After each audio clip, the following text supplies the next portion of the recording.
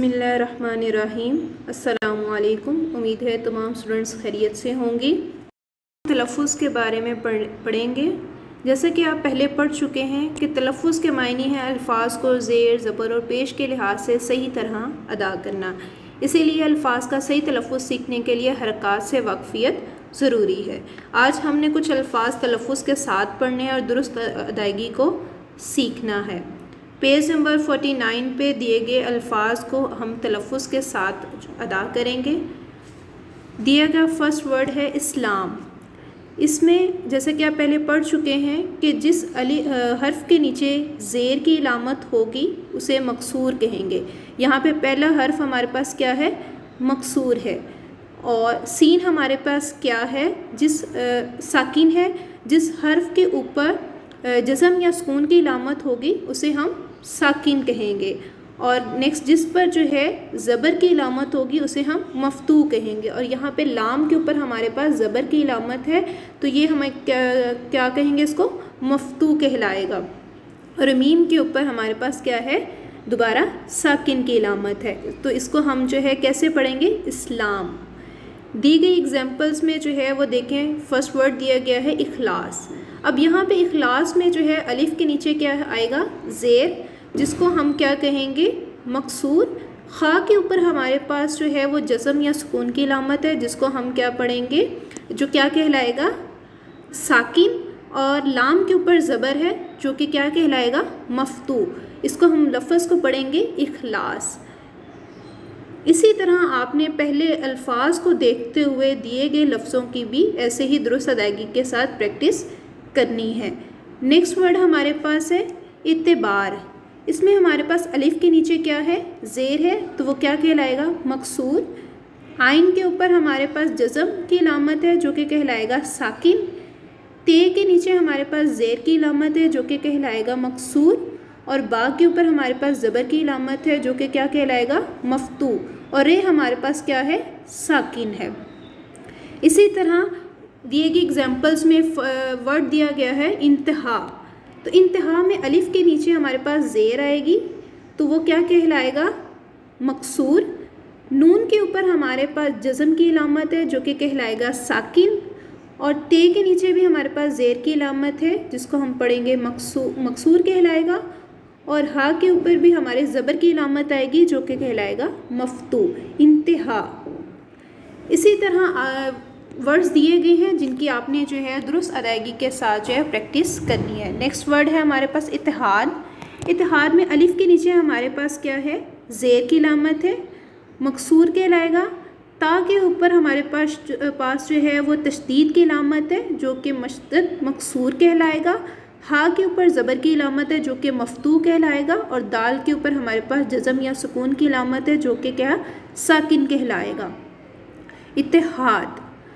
दिए गए एग्जाम्पल्स में हम वर्ड है हमारे पास इत्तेफाक। इत्तेफाक में अलिफ के नीचे हमारे पास ज़ेर आएगा जो कि कहलाएगा मकसूर। ता के ऊपर हमारे पास जो है वो शद की इलामत आ रही है और साथ पेश आ रहा है। साथ हमारे पास नेक्स्ट वर्ड है फ़ा जो कि क्या उसके ऊपर क्या आएगा? ज़बर की इलामत आएगी। तो इसको हम क्या पढ़ेंगे? इत्तेफाक। नेक्स्ट वर्ड है हमारे पास तरन्नुम। तरन्नुम में ता के ऊपर हमारे पास ज़बर की इलामत है जो कि पहला वर्ड हमारे पास क्या होगा? मफ्तू। रा के ऊपर भी हमारे पास ज़बर की इलामत है जो वो भी क्या कहलाएगा? मफ्तू। और नेक्स्ट हमारे पास नून के ऊपर जो है वो मुशद्दद की भी इलामत है, तशदीद की इलामत भी है और साथ पेश भी है। तो ये हमारे पास क्या कहलाएगा? तीसरा वर्ड है मुशद्दद मज़मूम। मज़मूम जिसे कहते हैं हमारे पास जहाँ पे पेश की इलामत होगी। और जो है मुशद्दद कहेंगे जिसके ऊपर हमारे पास वर्ड के ऊपर तशदीद की इलामत होगी जिसे हम 2 बार अदा करेंगे। इसी तरह एग्जाम्पल्स में वर्ड दिया गया है ताल्लुक़। ताल्लुक़ के अगर हम जो है वो तलफ़्फ़ुज़ के साथ दुरुस्त अदायगी के साथ अदा करते हैं तो ता के ऊपर आएगा ज़बर जिसको हम क्या कहलाएंगे? मफ्तू कहलाएगा। आइन के ऊपर भी ज़बर आएगा जो कि हमारा जो है मफ्तू कहलाएगा। और लाम के ऊपर हमारे पास जो है तशदीद की इलामत भी आएगी और पेश की इलामत भी आएगी जो कि कहलाएगा मुशद्दद मज़मूम। नेक्स्ट वर्ड हमारे पास है तहज़ीम।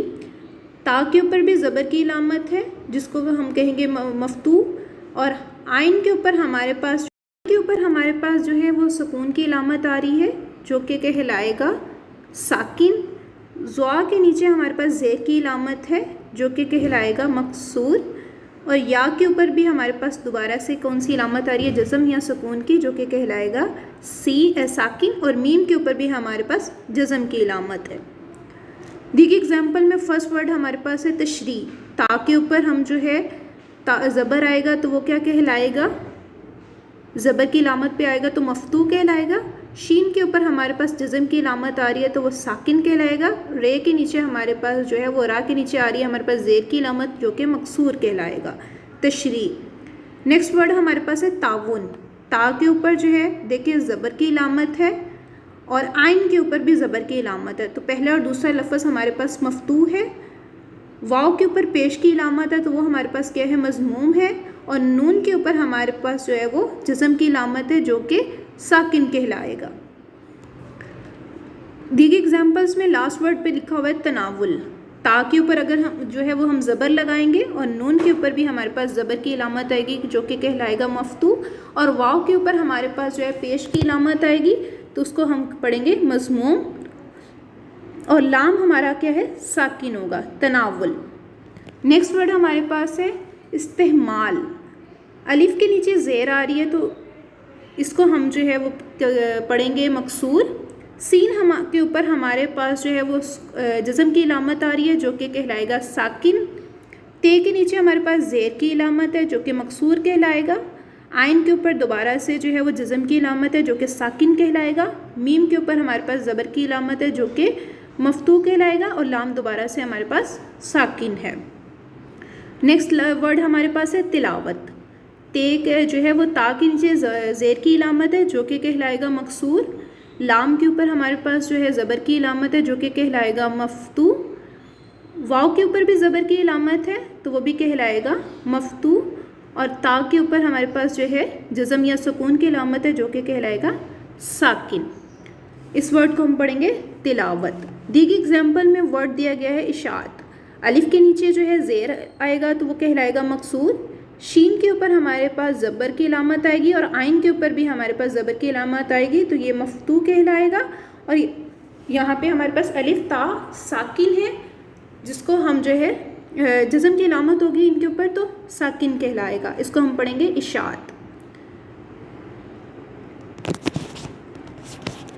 पढ़ाए गए तमाम लफ्ज़ों को आपने देखते हुए दिए गए जो अल्फाज हैं उनकी दुरुस्त अदायगी के साथ ऐसे ही प्रैक्टिस करनी है। उम्मीद है आपको जो है वो तलफ़्फ़ुज़ की दुरुस्त अदायगी को पढ़ने की और उसको समझने की जो है वो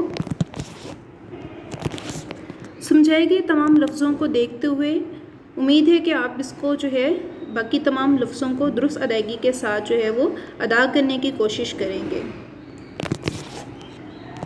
अपना बहुत सा ख्याल रखिएगा। अल्लाह हाफ़िज़।